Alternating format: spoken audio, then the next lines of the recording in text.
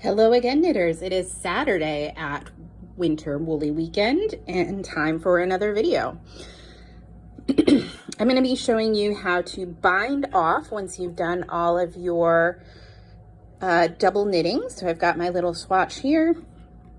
This is what I'm going to show is the bind off that matches the long tail cast on. So this is the one with bumps. The invisible cast on is paired with an invisible bind off. That is a sewn bind off like Kitchener stitch. That'll be a separate video. So this video is the bind off that matches the long tail cast on. This is one of my favorite bind offs. It's probably the easiest bind off you will ever do, I think, in my opinion. So I hope that you will enjoy this as much as I do. So when you are working your last row before your bind off, you want to work all of the stitches. So in previous rows, we got to that last stitch and we slipped them. But on your last row, you're going to work all of the stitches. So knit one gray, purl one pink, all the way across. Even the very last two stitches are going to be knit one gray, purl one pink. So all of your stitches are worked. Then you can go ahead and cut your yarn right there with enough tail to weave in later. And then here is the kind of magic tricky part.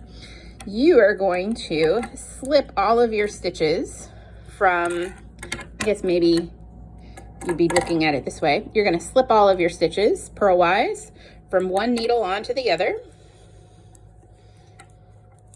If you're working with double pointed needles, you can skip this step just by pushing all of the stitches to the other end. So that's kind of nice. Slip all those stitches over. Purlwise, no twisting, just getting the stitches from one needle to the other, or to the other end of the needle if you happen to be working on double pointed needles or a circular needle.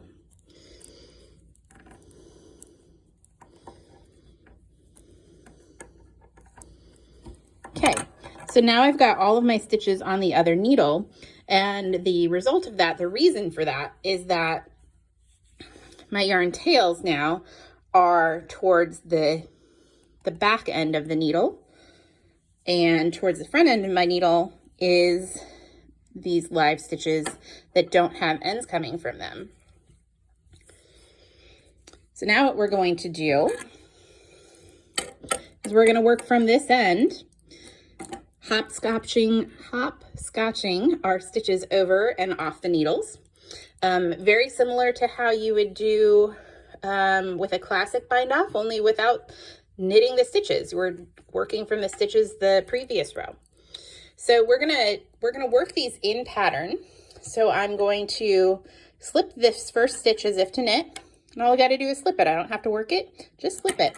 And then I'm going to slip the next one as if to purl, because that would have been a purl stitch.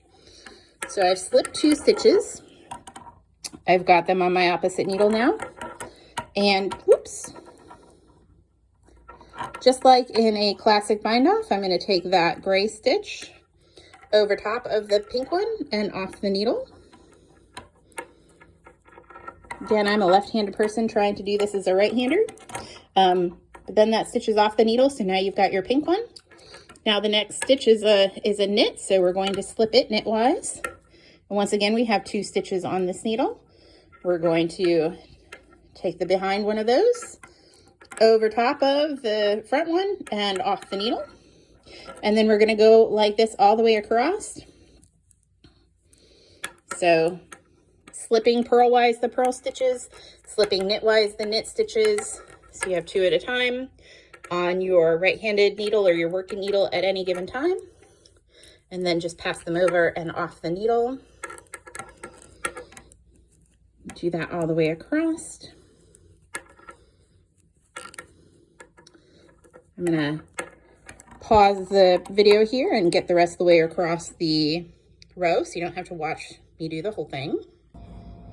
Okay, so I have worked all the way across my row here. I'm just to the last few stitches. So the next one is a gray knit stitch. I'm going to slip it knitwise. I'm going to pass that pink stitch over and off the needle. Then my next one is a pink purl, which I will slip purlwise. Then pass that gray knit over and off. Last one is a gray knit stitch. I will slip it knitwise. It's my live stitch, so I'm gonna tighten it up a little bit there. Same with the pink one. Then I'm gonna slip that pink stitch over and off. And now I've just got one stitch left. I'm going to pull both yarn ends through that stitch. My way of doing that is to wrap them around the needle and then pull it up and over, but the result is you're pulling those stitches through that last loop. Give it a little tug to tighten it up, and you're done with your bind off. So this gives a nice braided looking edge. So it doesn't perfectly match, but it coordinates nicely with that long tail cast on. And I enjoy that bind off for a few reasons. I think it's kind of fun to do. It's nice that all you have to do is slip the stitches and pass them over instead of knitting them. And that way you keep your gauge very consistent, because instead of working new stitches, you're working on the ones below. So that's kind of nice. It also uses less yarn because you're not working your bind off row. You're done working from the row before and you're just finishing off the edges. Funny story, I guess, when I was working one of my samples, I got to my last row and I got kittens this fall. And so one of my kittens got a hold of my yarn ball while I was working on it. And unbeknownst to me, she had bitten through the yarn and, you know, cut it off at a point. And I kid you not, she left me just enough yarn to have the tail to weave in. Like no more, no less. I had the perfect amount of yarn left over from where the kitten bit through it. So I was very glad that that was my planned bind off, because I had no more yarn after that. Anyhow, extra little bonus story for you. My kittens have very good taste in yarn, which is frustrating for me, but hey, what are you gonna do? Kittens are great.